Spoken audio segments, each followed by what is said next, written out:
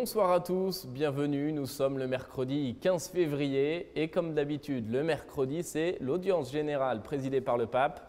Le Saint-Père a poursuivi son cycle de catéchèse sur l'espérance, l'espérance qui ne déçoit pas, l'espérance que le pape nous invite à vivre avec fierté sans pour autant se concentrer sur nous-mêmes. On écoute un résumé de sa catéchèse.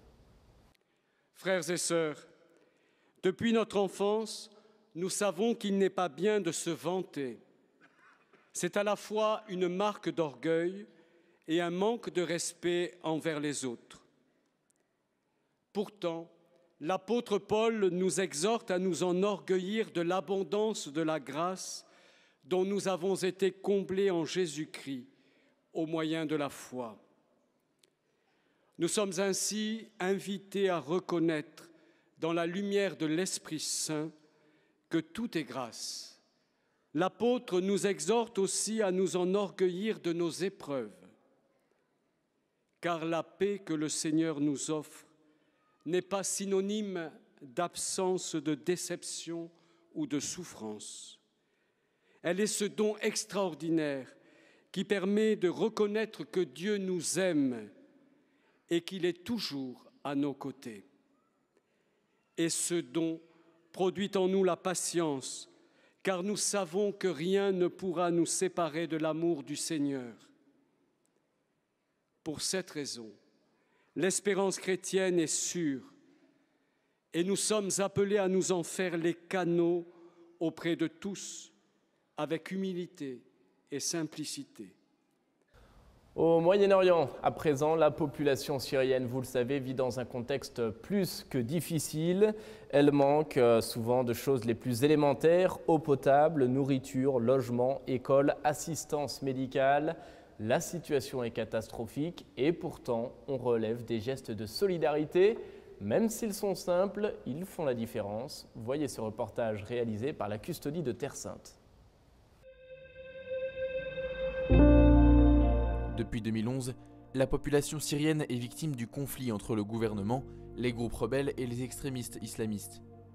Les chiffres publiés par l'ONU l'année dernière indiquent que plus de 400 000 personnes ont perdu la vie et que plus de 5 millions de Syriens ont dû fuir leur pays. Les données actuelles sont encore plus préoccupantes. Face à tant de souffrances, l'Église cherche à se faire proche de la population. Le frère Bruno Variano est gardien et recteur de la basilique de l'Annonciation de Nazareth en Terre Sainte. Il a récemment été en Syrie. C'était une visite pour dire aux chrétiens et aux frères qui se trouvent là-bas, à l'église réunie, que les chrétiens ne sont pas abandonnés, ni la Syrie, et que leur vie ne compte pas moins que la nôtre. Nous avons trouvé une Syrie totalement dévastée. Alep est en ruine. La ville de Homs, entre Alep et Damas, est détruite à 70%. Le célèbre marché d'Alep, le centre historique de cette ville, parmi une des plus anciennes au monde, est totalement détruit. 70% de la population n'a pas accès à l'eau potable.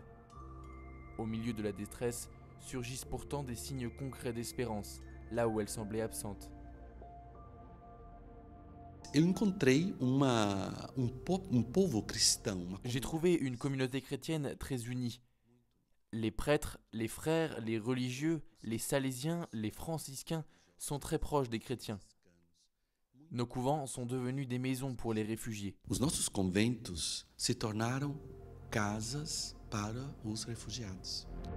Et ceux qui font preuve de solidarité ne sont pas les seuls à être montrés en exemple.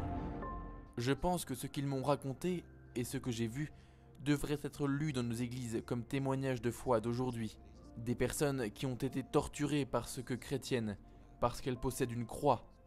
Torturées, aujourd'hui. En ce moment de l'histoire, je me rends compte qu'aujourd'hui, avec tant de difficultés, avec tant de destruction, la Syrie peut être un grand exemple de foi pour le monde. Voilà, c'est la fin de cette émission. Merci d'avoir été avec nous. Je vous souhaite une très belle soirée. À demain.